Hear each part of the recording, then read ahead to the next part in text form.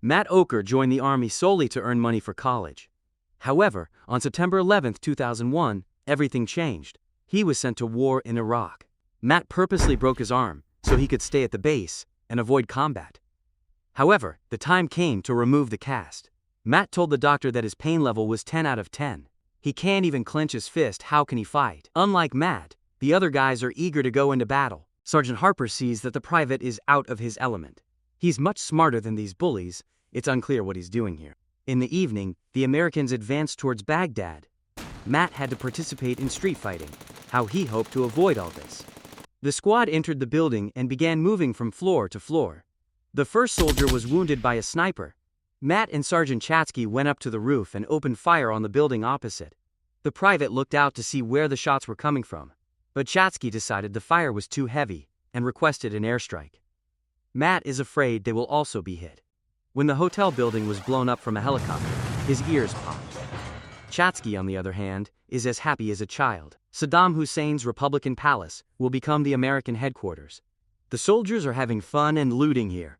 They are having a great time, unlike Matt, who dreams of returning home. 3 months have passed.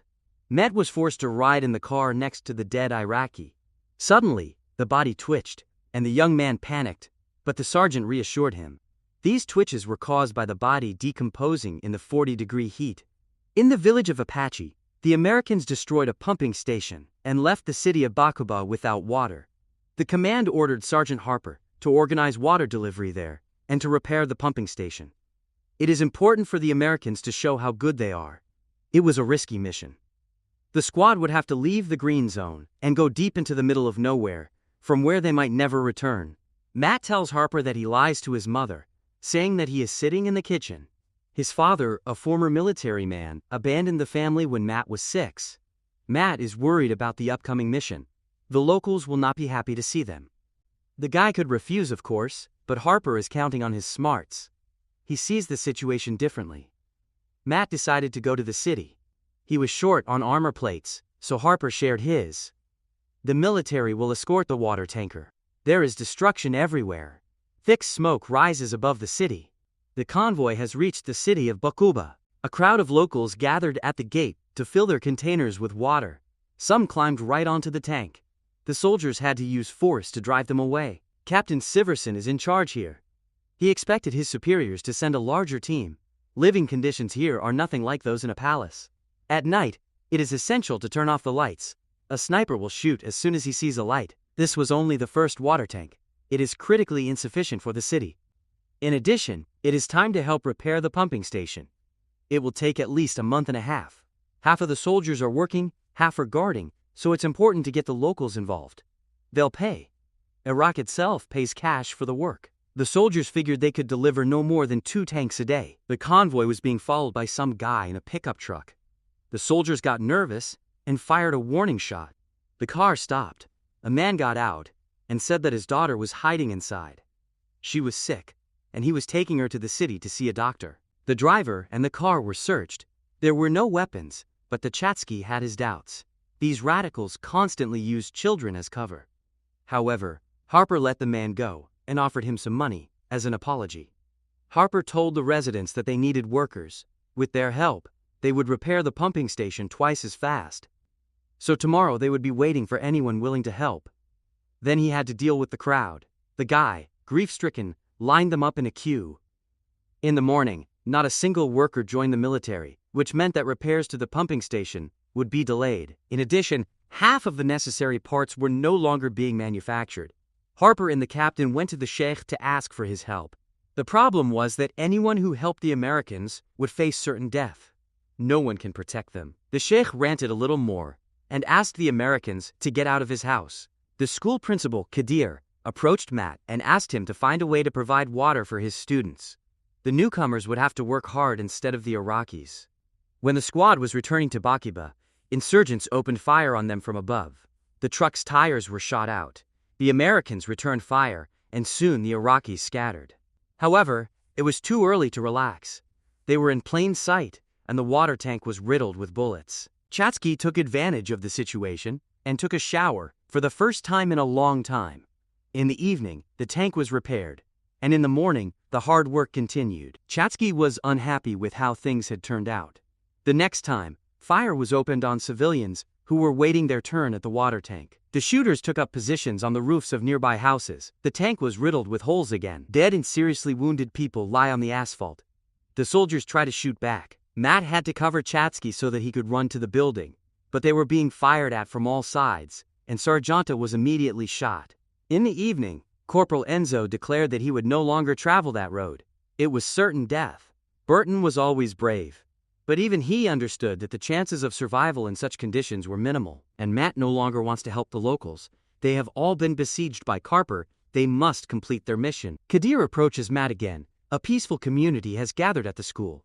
Not just children. They did not shoot at the Americans and still hope for help. Matt went to Captain Siverson and suggested talking not to the sheik, but to an ordinary person, someone like the school principal. So the next day, Sergeant Harper's squad arrived at the school. They brought a couple of cans of water. Kadir promised to find people if the Americans provided them with protection. Soon, the first workers arrived at the pumping station. However, there was an altercation at the checkpoint.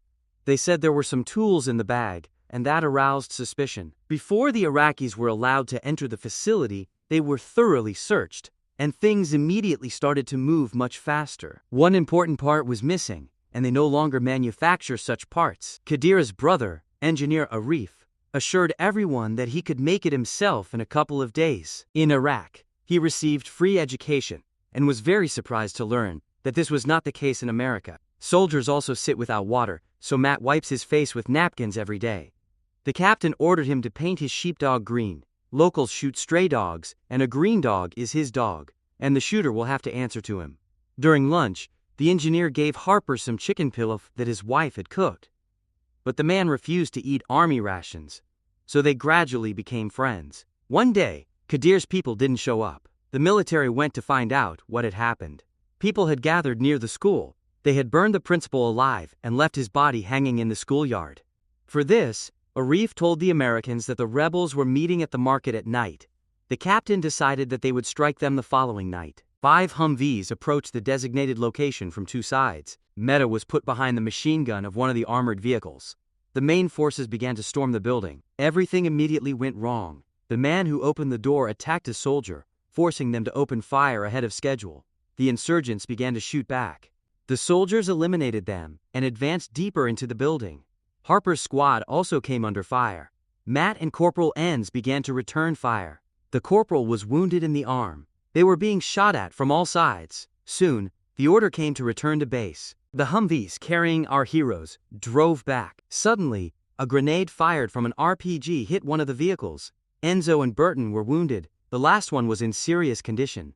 Their comrades dragged him into the second vehicle. The captain immediately called a helicopter to take Burton to the hospital as soon as possible. Enzo wanted to fly with his friend. Matt lunged at the prisoners with his fists, but Harper stopped him. Only these 2 remained from the entire squad. In the morning, workers arrived at the pumping station again. Whatever the case, the city's water supply had to be restored. During the lunch break, one of the workers took a cooler bag and carried it into the building. A second later, there was a powerful explosion. Matt was far away. He was simply stunned. The guy looked around and saw bodies lying everywhere. The captain advised him to sit down to recover. All their work went down the drain. The pumping station was completely destroyed. So Harper and Matt returned to Saddam's palace. For the first time in a long time, the private was able to take a shower. Now he realizes the value of water. Sergeant Harper was given 3 weeks leave, and Matt was finally offered the chance to return home. Matt protested. He wanted to return to Bakuba and complete his mission to give people water, but no one listened to the private. He was sent to the priest and given a pack of cigarettes, even though he didn't smoke. It was hard for Matt to accept. They had managed to establish good relations with the locals and had almost repaired the station, but none of that mattered anymore. Matt didn't make any decisions. He was just a soldier who was told what to do. The guy who, not long ago, wanted so badly to go home, now feels nothing. Matt said goodbye to Harper and headed for the plane that would take him back to America.